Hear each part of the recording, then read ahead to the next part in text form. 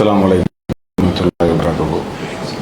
إن الحمد لله نحمده ونستعينه ونستغفره ونعوذ بالله من شرور أنفسنا ومن سيئات أعمالنا من يهده الله فلا مضل له ومن يضلل فلا هادي له وأشهد أن لا إله إلا الله وحده لا شريك له وأشهد أن محمدا عبده ورسوله أما بعد. அன்பிக்கினிய சகோதரர்களே, நாம் நம்மை சுற்றி இருக்கக்கூடியவர்கள், நம்முடைய உறவினர்கள், நம்முடைய நண்பர்கள் ஆகியோர்களுக்கு நல்ல ஆலோசனைகள், சிறந்த ஆலோசனைகளை கொடுக்கக்கூடிய நன்மக்களாக இருக்கணும். நம்மிடத்தில் யார் ஆலோசனை கேட்டாலும் அந்த ஆலோசனையில் அவர்களுக்கு, யார் நம்மிடத்தில் ஆலோசனையை கேட்கிறார்களோ அவர்களுக்கு நன்மை பயக்கக்கூடிய,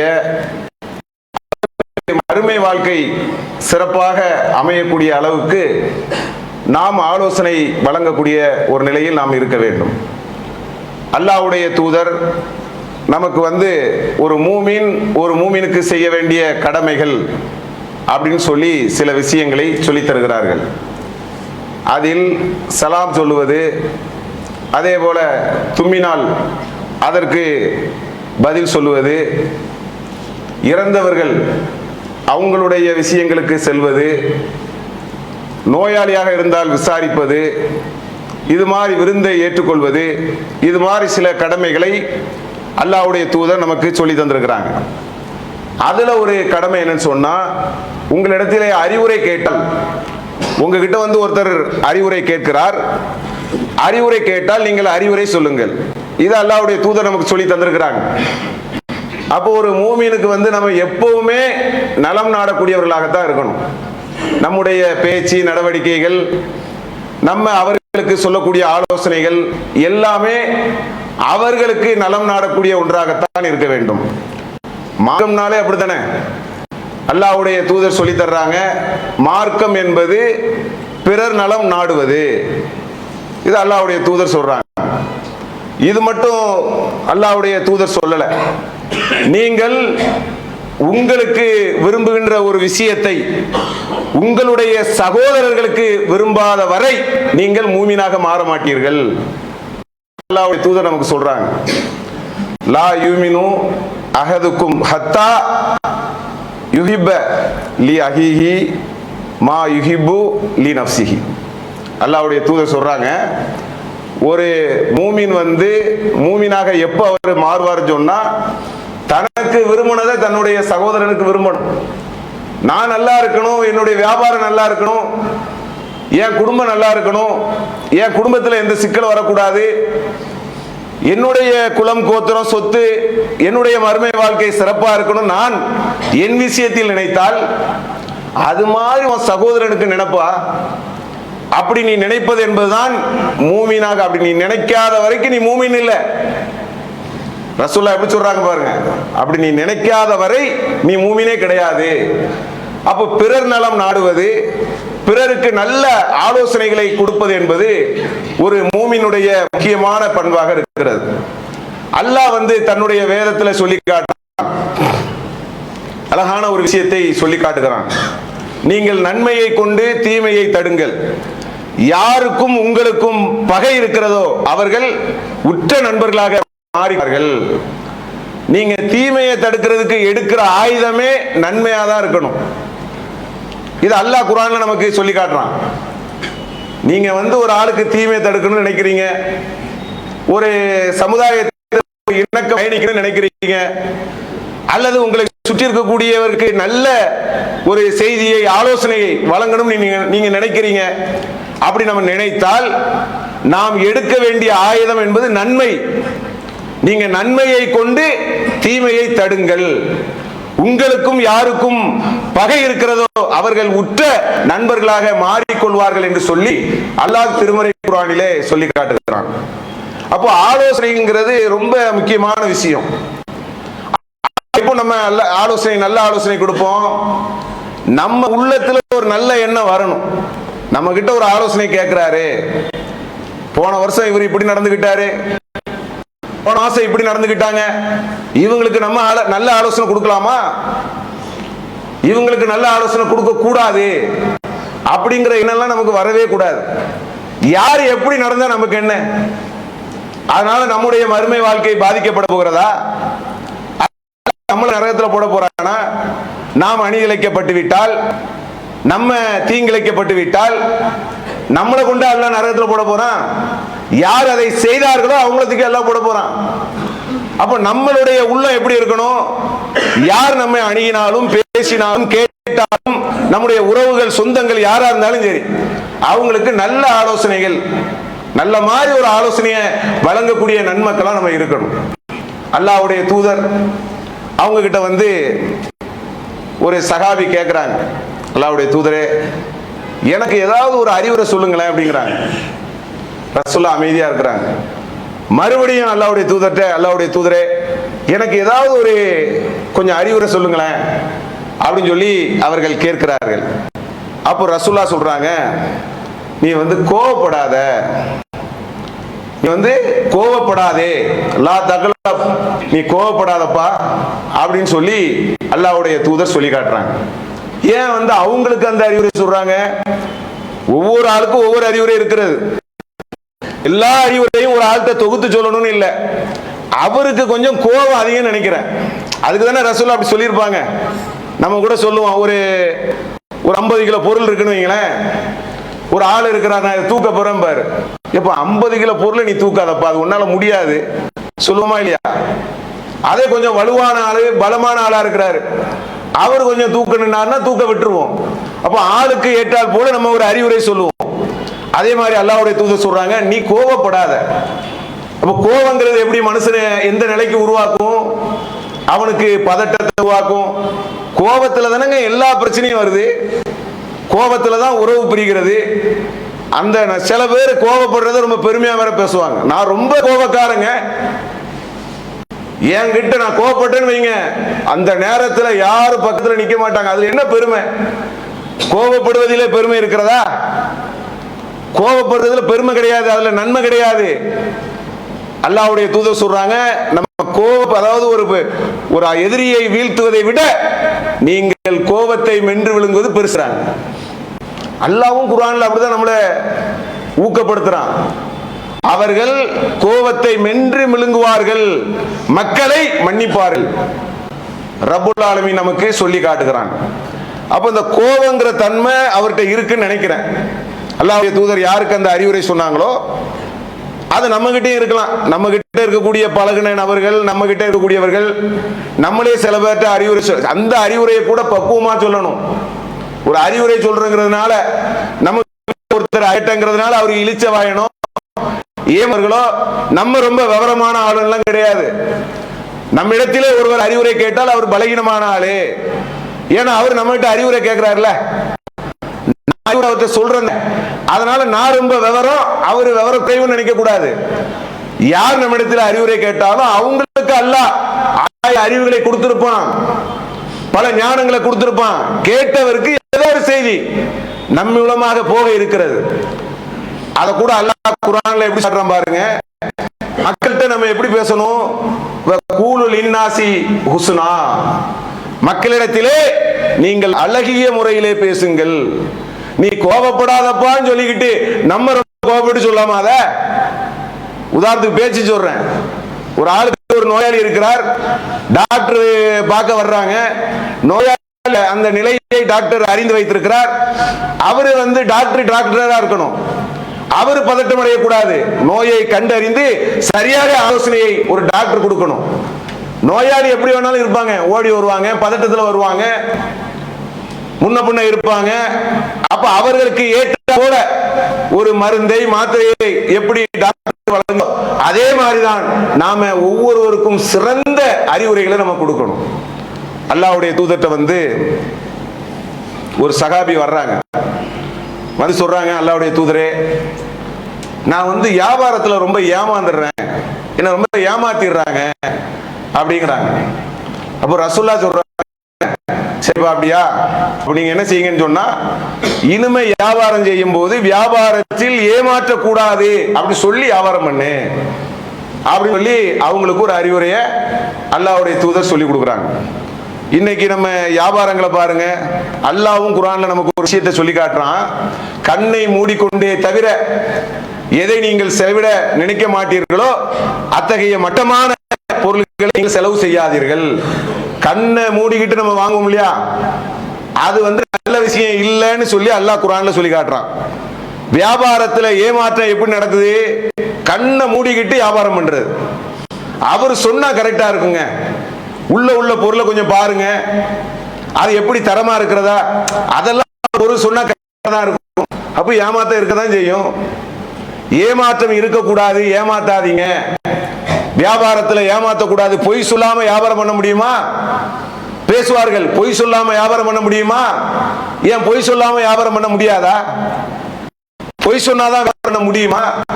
நபிகள் நாயகம் ஸல்லல்லாஹு அலைஹி வஸல்லம் அவர்கள் அவங்களுடைய காலத்துல பேரிச்ச மரம் இருக்கிறது. அதுல வந்து என்ன செய்வாங்கன்னா ஒரு வியாபார முறையை செய்வாங்க. அது வந்து பூவாகி காயாகி கனியாகி அது விளைச்சலை கொடுத்து அந்த பேரிச்சம்பழத்தை எடுத்து அதுல ஒரு விலை பேசுவது என்பது ஒன்று. ஆனா எப்படி விலை பேசுவாங்கன்னா, இந்த மரத்துல இவ்வளவு பேசிடுவாங்க.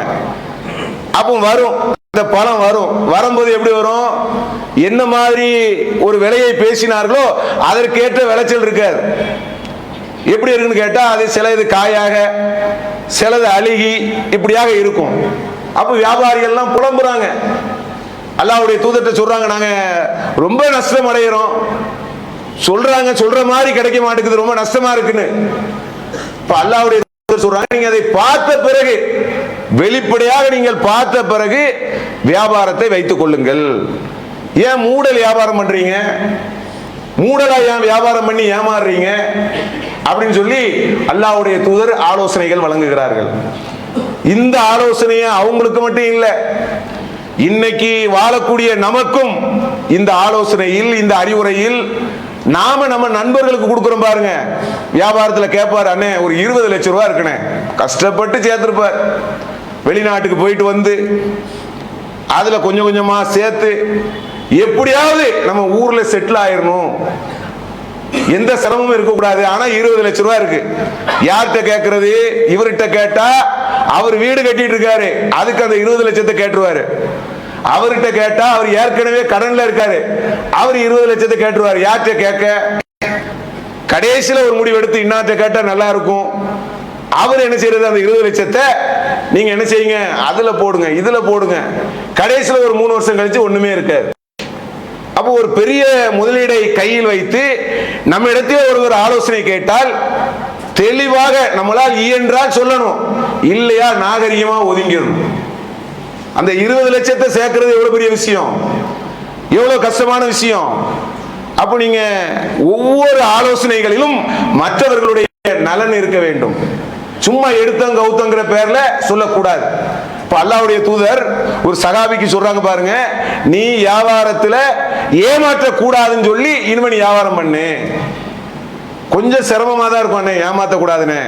ஒரு பொருளை வாங்க போறோம் அண்ணே, கரெக்டா கொடுங்க, தரத்தை சொல்லுங்க, தரத்துக்கு என்ன விலையோ அதை சொல்லுங்க. இல்லைங்க ரொம்ப சுமார் பொருள், அதுக்கு என்ன விலையோ அதை சொல்லுங்க. எது ரொம்ப ஹை குவாலிட்டி அதுக்கு விலையை சொல்லுங்க. ஆனா வியாபாரத்துல ஏமாத்த கூடாதுங்க. 2 திருப்பு நீங்க இதை சொல்லினால் 3வது திருப்பு அதை விற்கக்கூடியவர், ஆஹா இவர் கொஞ்சம் விவரமா இருக்காரு, சரியா வியாபாரத்துல பொருளை வாங்குறாரு, இவர்கிட்ட நம்ம ஏமாத்த கூடாது. அப்ப ஏமாற்ற கூடியவரும் மாறுவார், ஏமாற்றப்படுபவரும் மாறுவார். அப்ப ரசூலுல்லாஹ் எப்படி ஆலோசனை வழங்குறாங்கன்னு தெரியுதா? இது மாதிரி கொடுக்கணும். அதே மாதிரி அல்லாஹ்வுடைய தூதரிடத்திலே ஒரு சஹாபி அபூதர் ரலியல்லாஹு அன்ஹு அவர்கள், அல்லாஹ்வுடைய தூதரே எனக்கு வந்து பொறுப்பு கொடுங்கங்கிறாங்க, ஏதாவது ஒரு பொறுப்பு இருந்தா கொடுங்களேன் அப்படிங்கிறாங்க. அப்போ ரசூலுல்லாஹ் வந்து இப்போ இருக்கக்கூடிய மாதிரி அன்னைக்கு இருக்காது, அவங்க கிட்ட அன்னைக்கு என்னென்ன சின்ன சின்ன பொறுப்புகள் இருந்திருக்கும், அதை தான் அவங்க கேட்குறாங்க. இப்போ ரசூலுல்லாஹ் அவங்களுக்கு சரி பொறுப்பு கேட்டாரு, உடனே தூக்கி ஒரு பொறுப்பை தூக்கி கொடுத்துருவோம் அப்படி நினைக்கல. ரசூலுல்லாஹ் சொன்ன அந்த அறிவுரை, அந்த ஆலோசனை இன்னைக்கும் நமக்கு நன்மையாக இருக்கக்கூடிய ஒரு விஷயம்தான். அல்லாஹ்வுடைய தூதர் சொல்றாங்க, இன்னக்க லைஃபுன், நீ வந்து ஒரு பலகீனமான ஆளுப்பா, இன்னகா அமானத், பொறுப்புங்கிறது வந்து ஒரு அமானதம், ஒரு அமானிதம், அது ஒரு அமானிதம். நீ பலகீனமான ஒரு ஆளு, பலகீனமான ஆளை சுமக்க முடியுமா? யாருக்கு என்ன முடியுமோ அதுதானே செய்யணும். நான் ரொம்ப பெருசா எடுத்து சுமக்க போறேன், பொறுப்பின் மீது உனக்கு ஆசை இருக்கு, பொறுப்பு மேல நமக்கு என்ன ஆசை? பொறுப்பை கொண்டுட்டு நாளைக்கு மறுமையில் ஏதாவது கிடைக்கான்னு பார்க்கணும், அதை வைத்துக் கொண்டு மறுமையில் ஏதாவது நன்மை உண்டுமா? அதுக்கு தான் பொறுப்பு வாங்கணும். துன்யால மற்றவர்கள் பொறுப்புக்காக ஆசைப்பட்டு கொண்டு இந்த உலகத்திலே மறுமையை நம்பாதவர்கள், இணை வைப்பாளர்கள் பொறுப்புக்காகவே தன்னுடைய வாழ்க்கையை அமைத்துக் கொள்கிறார்களே, அது மாதிரி நம்ம இருக்கக்கூடாது. அப்ப அல்லாஹ்வுடைய தூதர் எவ்வளவு அழகான ஒரு ஆலோசனை சொல்றாங்க பாருங்க, நீ பலகீனமான ஆளுப்பா, அது வந்து ஒரு அமானிதம் அப்படி சொல்லிட்டு அல்லாஹ்வுடைய தூதர் சொல்றாங்க, இன்னகா யௌமல் கியாமத்தி, அது கியாமத் நாளிலே ஹிஸ்யுன் வ நதாமத், அது வந்து கை சேதமாகவும் ஒரு நஷ்டத்தை உருவாக்கக்கூடியதாக இருக்கும். யாருக்கு தெரியுமா? இல்லாமன் அகதுகா பி ஹக்கிகா, யாருக்குன்னு கேட்டா அதல்லதி அலைஹி, அதை சரியான முறையிலே கை கொள்ளாதவர்களை தவிர மற்றவர்களுக்கு அது ஏமாற்றத்தை தரும், அது இழிவை தரும். பொறுப்புன்னு சும்மா சாதாரணமா கேட்கறீங்க, பொறுப்பு கொடு பொறுப்பு கொடுன்னு சும்மா கேட்கறியப்பா, உனக்கு அந்த அதை தாங்கக்கூடிய ஒரு கெப்பாசிட்டி இருக்கிறதா? நம்ம வீட்டில் கரண்ட் போயிடுச்சுன்னா சொல்லுவாங்க, சார் இந்த எலக்ட்ரிக் ஒர்க்கு இதை தாங்குற ஒயர் இதுக்கு இல்லை சார், ஒயரை மாற்றணும்பாங்க, அல்லது இந்த போர்டை மாத்துங்க. ஏங்க அது வந்து பவர், இது பவர், இது இந்த பவர் அதுக்கு தாங்காது. இது நம்ம செல்போனுக்கு சார்ஜர் போடுறோம் இல்லையா, அது வந்து சாதாரண நம்ம கையை தொட்டு தான் போடுறோம், அது சாக்கடிக்காது. ஏன்னா செல்போன் வந்து அது அதுக்குரிய அந்த பவர் என்பது குத்து செல்போனுக்கு கொடுக்கிறது கரண்ட, அப்ப அதனுடைய பவர் என்பது வேறு. அதே மாதிரி எல்லாத்தையும் நம்ம பார்க்க முடியுமா? அப்ப அதே மாதிரிதான் பொறுப்புங்கிறது யார் சுமக்க முடியும்?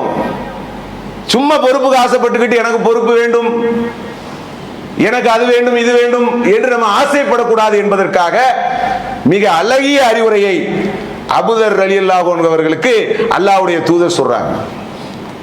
பாருங்க, நமக்கு எவ்வளவு நம்மை சுற்றி இருக்கக்கூடியவர்களுக்கு நம்மளும் நிறைய அறிவுரையை பெற வேண்டியவர்கள் தான். நமக்கும் கூட சில பேர் அறிவுரை சொல்லுவாங்க, அண்ணே நீங்க இப்படி செய்யுங்க அப்படி செய்யுங்கம்பாங்க. அல்லது நம்ம குடும்பத்தில் நம்ம மனைவிக்கு சொல்ற ஆலோசனை சில நேரங்களில் மனைவி நமக்கு சொல்லுவாங்க. அது ஏன் மனைவி சொல்றாங்கன்னு கேட்கக்கூடாது. என் மனைவியாச்சே, நான் திருமணம் முடிஞ்சு எனக்கு கீழே இருக்கக்கூடிய ஒரு பெண்ணாச்சே, அவங்க சொல்லக்கூடிய அறிவுரையெல்லாம் நான் கேட்கிற மாதிரி இருக்கணுமா? அல்லாஹ்வுடைய தூதர் கேட்டிருக்கிறாங்க. மனைவியினுடைய உம்மு சலமா அவங்களுடைய ஆலோசனையை அல்லாஹ்வுடைய தூதர் கேட்டிருக்கிறார்கள். ஒரு ஹுதைபியா உடன்படிக்கை நடக்கிறது. அந்த உடன்படிக்கை என்பது இஸ்லாத்துக்கு அந்த நமக்கு நிறைய பாதகமும் குறைஷிகளுக்கு நிறைய சாதகமும் இருக்கு. ரசூலுல்லாஹ் அப்படி ஒரு உடன்படிக்கையை ஏற்படுத்துறாங்க. அது ஒரு நன்மைக்கு தான். அவங்க உம்ரா செய்ய விட மாட்டேங்கிறாங்க. யாரு? குறைஷிகள். அப்ப ரசூலுல்லாஹ் அதை தடுத்த உடனே ரசூலுல்லாஹ் ஒரு உடன்படிக்கை வர்றாங்க. அடுத்த வருஷம் நாங்க உம்ரா செஞ்சுக்கிடுறோம், அதுக்கு பிறகு இப்படி ஒரு உடன்படிக்கை நம்ம செஞ்சுக்கிடலாம். அந்த உடன்படிக்கை எடுத்துக்கிட்டா அனைத்துமே யாருக்கு நன்மையா இருக்கு? குறைஷிகளுக்கு, சகாபாக்களுக்கு கோபம் வருது. இது எப்படி அல்லாஹ்வுடைய தூதர்? நம்ம என்ன மாதிரி மார்க்கத்தில் இருக்கோம்? நம்ம போர் செய்யக்கூடிய அளவுக்கு நம்ம ஒரு திறனாக இருக்கிறோம். இந்த உடன்படிக்கை எல்லா வகையிலும் நம்மளை ஊனப்படுத்துகிறது. ரசூலுல்லாஹ் சொன்னாங்க, அது ஒரு நன்மைக்காக அந்த ஹுதைபியா உடன்படிக்கை அவர்கள் ஏற்றுக்கொண்டார்கள். குறைஷியினுடைய பல நிபந்தனைகள், நெருக்கடியான பல நிபந்தனைகளை அல்லாஹ்வுடைய தூதர் ஏற்றுக்கொண்டார்கள். சஹாபாக்களுக்கு அது பிடிக்கல, அவங்களுக்கு மனசு கொஞ்சம் ஒரு மாதிரியா ஒப்பல. அப்ப ரசூலுல்லாஹ் சொல்றாங்க, இப்ப உம்ரா செய்ய முடியல, முடிய மலிச்சுக்கிட்டு குர்பானி கொடுங்கன்னு.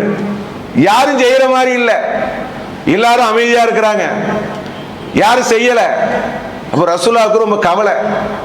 நேரா வர்றாங்க. வந்தோம்னா அவங்களுடைய மனைவிட்ட போய் சொல்றாங்க, உம்மு சலமா ரலியல்லாஹு அன்ஹா அவரிடத்திலே சொல்லுகிறார்கள், ஏமா நான் இந்த மாதிரி சொல்றேன், யாருமே கேட்க மாட்டேங்கிறாங்க. இப்ப அவங்க சொல்றாங்க, நீங்க யார்கிட்டையும் பேசாதீங்க, ஆலோசனை பாருங்க, யார்கிட்டையும் நீங்க பேசாதீங்க, நீங்க போய் முடிய மலிங்க, குர்பானி கொடுங்க, அடுத்து என்ன நடக்கும் பாருங்க. அடுத்து பாத்தீங்கன்னா எல்லாம் திப்புன்னு எல்லா சகாபாக்களும் உடனே அந்த கட்டளையை நிறைவேற்றினார்கள். பாருங்க, அந்த ஆலோசனையை மனைவியிடம் இருந்து பெறுகிறார்கள். நம்ம குடும்பங்கள்ல இப்போ நம்ம மனைவி நம்ம எப்படி பார்க்கிறோம்?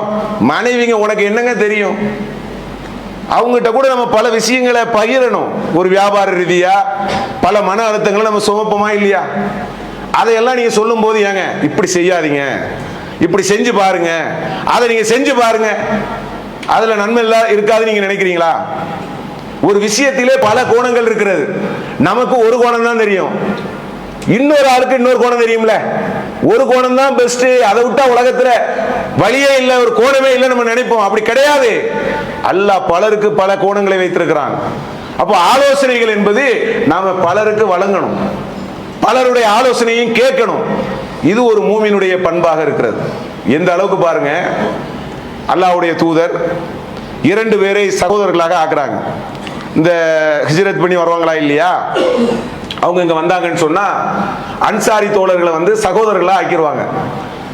அதுல வந்து சல்மான் பாரிசி, அபூதர்தா 2 பேரையும் சகோதரர்களா அல்லாஹ்வுடைய தூதர் ஆக்கிட்டாங்க.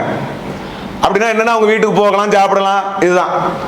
அங்க போனீங்கன்னா சல்மான் பாரிசி போறாங்க, அபூதர்தா அவங்களுடைய மனைவி, அவங்க வந்து ஒரு உலக பற்று இல்லாம இருக்கிறாங்க. இந்த ஆடைகள்லாம் ஒரு பற்று இல்லாம ஒரு வெறுமையா அப்படி இருக்கிறாங்க. அப்போ வந்து சல்மான் பாரிசி கேட்குறாங்க, ஏமா நீ இந்த மாதிரி இருக்கிற? உடனே அவங்க சொல்றாங்க, இந்த அபூதர்தாக்கு என்ன இருக்கு?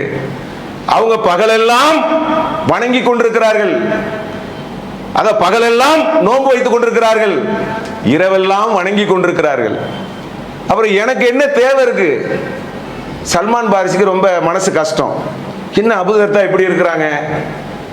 சரி, அபூதர்தா கிட்ட போய், அப்பா நீங்க இன்னைக்கு நோன்பே வைக்க கூடாதுன்னு உங்களை பகல்ல நோன்பு வைக்க விடல, நைட்டு தொலை போறாங்க, தொலையும் விடல.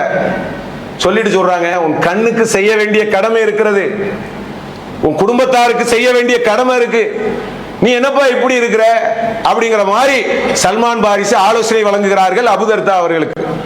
உடனே இது ரசூலுல்லாஹ்க்கு போகுது அந்த செய்தி. இந்த மாதிரி சல்மான் பாரிஸ் என்ன தொலைவும் விட மாட்டேங்கிறாரு, என்ன நோன்பு வைக்கவும் விட மாட்டேங்கிறாரு. ரசூலுல்லாஹ் சொல்றாங்க, சதக்க சல்மான், சல்மான் சரியா சொன்னார். அப்ப பாருங்க, அந்த ஆலோசனை அந்த குடும்பத்துக்கு தேவைப்பட்டிருக்கு பாருங்க. இந்த குடும்பத்திற்கு இவங்க என்ன நினைக்கிறாங்க, இதுதான் வாழ்க்கை, இதுதான் வணக்கம், இதுதான் உலகம், அல்லாஹ்வை வணங்கிக்கிட்டு இருக்கணும் 24 மணி நேரம், அதை விட்ட உலகத்துல எதுவும் இல்லை என்று அவர்கள் நினைக்கக்கூடிய நேரத்தில் அப்படி மட்டும் இருக்காதீங்க, அப்படி கிடையாது, அது மட்டும் முக்கியம் கிடையாது. நீங்க குடும்பத்தாருக்கு செய்ய வேண்டிய பணிகள் இருக்கிறது என்று ஒரு ஆலோசனை கொடுத்தாங்க பாருங்க. அதை ரசூலுல்லாஹ்வும் ஏத்துக்கிட்டாங்க பாருங்க. அப்போ ஆலோசனைகள் என்பது எல்லா தரப்பிலும் தேவைப்படுகிறது, நமக்கும் தேவைப்படுகிறது, மற்றவர்களுக்கும் தேவைப்படுகிறது.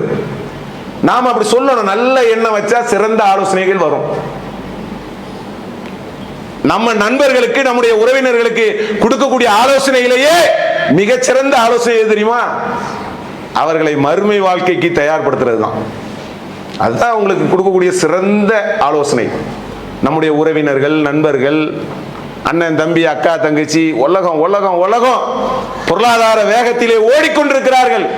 பொருளாதாரம் துரத்துகிறது, அது ஒரு பக்கம் துரத்த, இவங்க ஒரு பக்கம் துரத்த, மூத்து ஒரு பக்கம் துரத்த என்று ஓடிக்கொண்டிருக்கிறார்கள். இப்ப நம்ம அவங்களுக்கு ஆலோசனை கொடுக்கிறதா இருந்தா சிறந்த ஆலோசனை என்ன?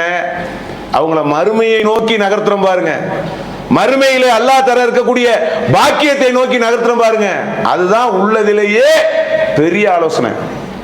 அல்லாஹ்வுடைய தூதர் அவங்களுடைய மனைவிமார்கள் சில சங்கடத்தினால அல்லாஹ் சொல்லிட்டான், நீங்க அவங்கள விவாகரத்து கொடுக்கிறதா இருந்தா கொடுக்கலான்னு. அப்ப ரசூலுல்லாஹ் சொல்லுவாங்க, அல்லாஹ் எனக்கு அனுமதி கொடுத்துட்டான், உங்களுக்கு யாருக்கு இந்த உலக வாழ்க்கை பெருசா தெரியுதோ அவர்கள் நீங்கள் என்னை விவாகரத்து செய்து கொள்ளலாம், நான் உரிய இழப்பீடுலாம் தந்துடுறேன் ரசூலுல்லாஹ் சொல்றாங்க.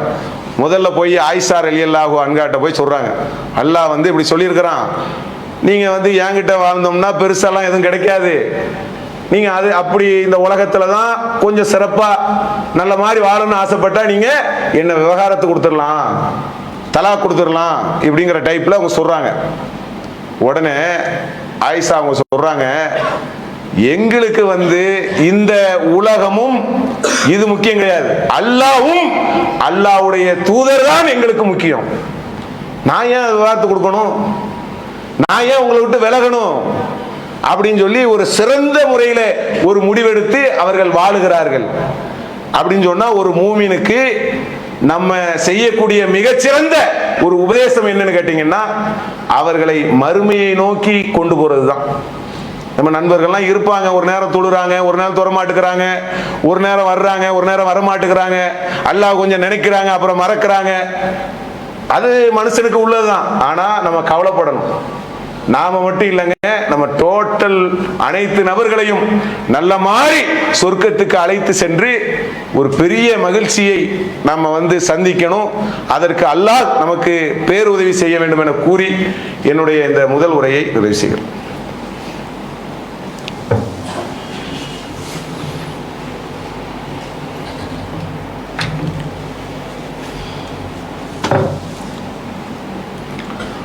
அல்ஹம்துலில்லாஹி ரப்பில் ஆலமீன். அன்பான சகோதரர்களே, ரம்லான் மாதம் மிக நெருக்கத்திலே இருந்து கொண்டிருக்கிறது.